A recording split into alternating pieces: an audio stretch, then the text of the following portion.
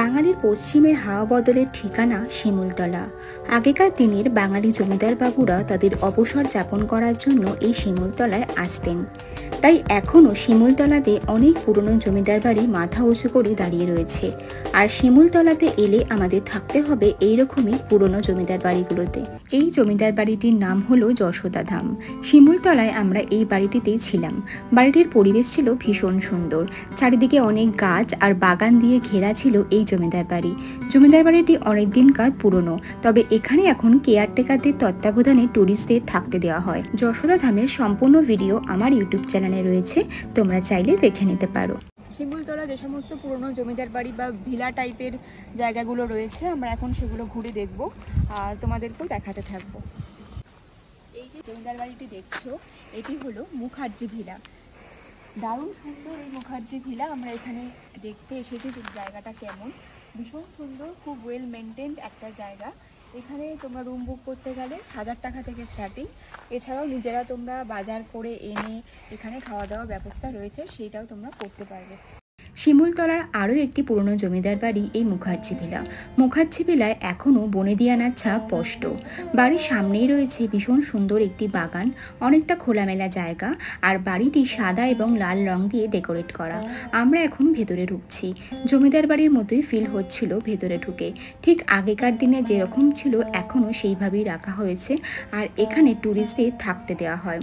তখনকার দিনের ব্যবহৃত খাট, আলমারি, চেয়ার, টেবিল এখনও এই জমিদার বাড়িটিতে রয়েছে। ঘরের ভেতরে ছিল ভীষণ সুন্দর পালঙ্ক, যেরকম ঠিক রাজবাড়ি বা জমিদার বাড়িতে থাকে, আর পাশেই একটা অ্যাটাচ টয়লেটও দেখতে পেলাম এখানে। আমি এখন বসে আছি মুখার্জি ভিলার রুমে। দারুণ সুন্দর এই জমিদার বাড়ি, পুরো রাজকীয় ব্যাপার দেখতেই পাচ্ছ। বড় বড় পালঙ্ক রয়েছে, এত সুন্দর মিরর রয়েছে, আর রুমটার হাইটটা দেখো কত উঁচু, আগেকার দিনে যেরকম থাকতো। আমি এখন রয়েছি মুখার্জি ভিলার ছাদে। অসম্ভব সুন্দর এই ভিউটা, পুরো সাদা দেখতে পাচ্ছ কালারটা, আর এখান থেকে দারুণ সুন্দর ভিউ আসছে। নিচের গার্ডেনটা দেখা যাচ্ছে। এক কথায় বলতে গেলে মুখার্জি ভিলা থাকলে একটা রাজকীয় ভাইবস পাওয়া যাবে, একদম আগেকার জমিদারদের মতো। তোমরা এখানে আরাম করে থাকতে পারবে। মুখার্জি ভিলা থেকে বেরিয়ে হাঁটতে হাঁটতে চোখে পড়লো আরও একটি জমিদার বাড়ি। এটি হলো অসম্ভব সুন্দর একটি ভিলা। এই ভিলাটির নাম পাল ভিলা। দারুণ সুন্দর ঝা চকচকে মেনটেনেন্স এই ভিলাটি। আর এখানে এখন গেস্টদের থাকতে দেওয়া হয় না, যারা বাড়ির ওনার তারাই এটা কি ব্যবহার করছে।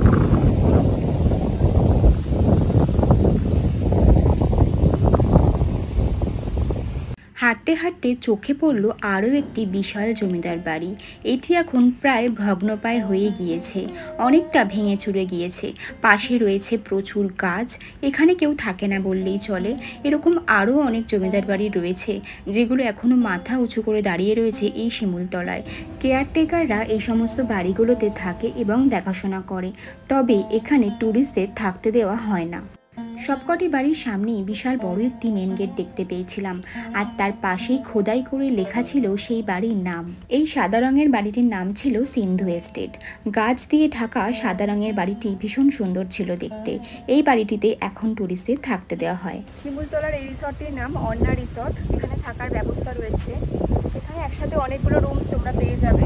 এখানে নিচে রেস্টুরেন্ট রয়েছে এবং সুইমিং পুল রয়েছে। চাইলে তোমরা অন্য জায়গা থেকেও এখানে এসে রেস্টুরেন্টে ডিনার বা লাঞ্চ করতে পারবে এবং চাইলে থাকতেও পারবে। প্রপার্টিটা বেশ ভালো, ভেতরে অনেক সুন্দর সাজানো গোছানো জায়গা রয়েছে। শিমুলতলায় এরকম আরও অনেক পুরনো জমিদার বাড়ি রয়েছে। আমি তার মধ্যে কিছু সংখ্যক নিজে ঘুরে দেখেছি এবং এই ভিডিওতে তোমাদের সাথে তুলে ধরেছি। যারা জমিদার বাড়িতে থেকে ছুটি কাটাতে চাও তাদের জন্য এই শিমুলতলা পারফেক্ট জায়গা।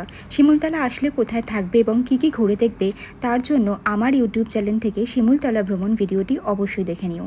বাই, দেখা হচ্ছে আবার নেক্সট ভিডিওতে।